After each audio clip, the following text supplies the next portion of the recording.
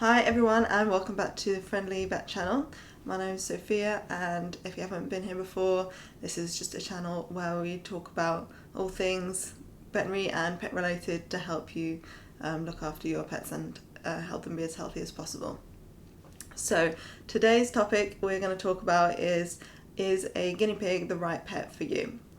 So a lot of people might think that a guinea pig is like quite an easy pet, like low maintenance, quite a good pet for children, but that's not necessarily true. So let's have a look a little bit deeper into what it really means to own and look after a guinea pig. So guinea pigs, obviously they are pretty cute, they're pretty small, they're about like this big. They are really cute and children do like them a lot, and as well so do adults. They're really cute, and they can obviously live indoors or outdoors depending on your situation. They don't have to go outside, they don't have to be walked, so they can be good in that respect. They can also be a good pet if you have a job where you have to work long hours. They can be left for quite a long period of time because they eat sort of continuously throughout the day. You can just put plenty of food in the morning, and then you can come back to them 12 hours later and they'll be fine, as long as you left them enough stuff to begin with. But before you get a guinea pig, you just need to be aware of everything that's going to be required of you when you get them, because I think a lot of people maybe don't come into it as prepared as they could be, and then they're in for a bit of a shock once they get the guinea pig and they realise it's a bit more of a commitment financially and time-wise than they anticipated it to be. So first let's talk about housing. So you want to house ideally 2 guinea pigs together, and the easiest pairing of guinea pigs is if you get 2 females, and then you don't have to worry about babies or anything like that. And males often will fight, so you need to be careful if you've got 2 males. It's not really recommended to have groups of 3. It can work sometimes, but it can lead to fighting, and they're quite prone to fighting with each other, so that can be a big problem in terms of how many you've got. If you do have a larger group, if you bought them when they're younger and they were getting on okay, you might find that as they reach maturity they might start fighting, and you might have to separate them into separate cages, which can be a bit annoying. They are social animals, so you wouldn't really want to have one guinea pig on its own. If you do have a guinea pig that just loves to pick a fight with everyone and it's not safe to leave them in an enclosure with another guinea pig, then you at least want to have another one or more in the same room so they can kind of talk to each other. Even if they don't really seem to be friends, they still like to talk to each other. They don't like to be the only guinea pig in the area. If you are getting a group obviously of mixed sexes of guinea pigs, obviously you might want to get the males castrated, which we can talk about in another video. So in terms of space that you need for your guinea pigs, it's actually a lot more than what you'd think. So usually the best cage that we recommend is an indoor cage, and it's kind of flat on one level because they don't really like to go up and down levels. So you want quite a large, ideally floor space for the cage, and you're probably looking at least sort of 1 meter by 2 meters for 2 female guinea pigs. There are some more specific recommendations which I will put an article in the description below from, I think it's called guineapig101.com, which has some really good information about guinea pig housing and how big it should be. So you're probably already thinking, yeah, that's a bit bigger than what I thought I would need. It is quite big. You might find that you need to kind of dedicate a whole spare room in your house to the guinea pigs. They can live outside, but it's very hard to get an outdoor hutch that's actually big enough.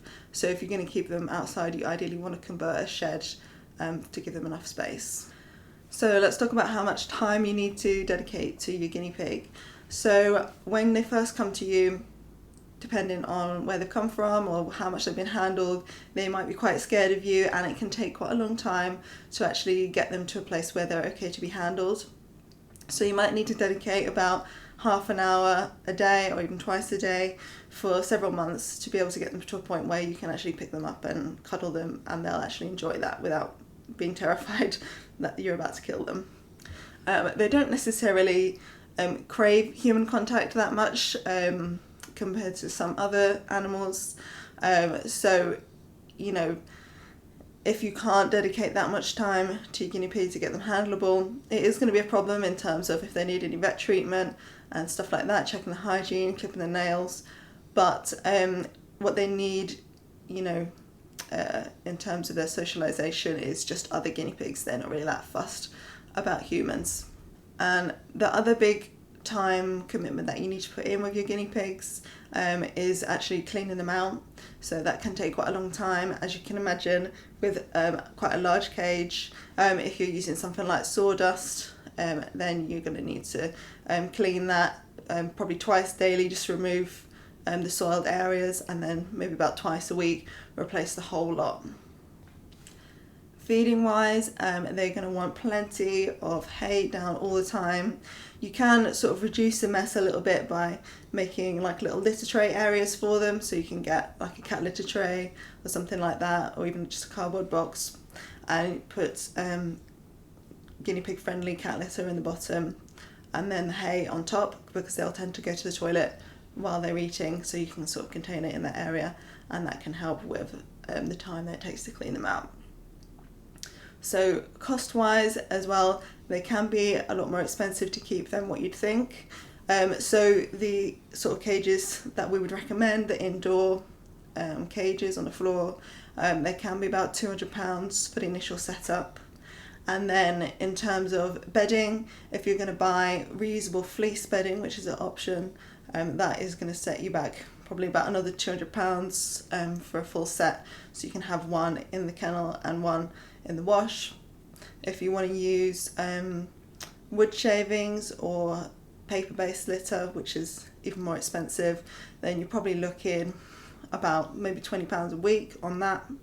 Then when it comes to the food, hay, there's so many different options. You can go, you know, from the basic sort of pet shop hay, which will probably be about £5 or £10 a week, or you can go up to really expensive ones where you could spend about £50 a week on really nice hay.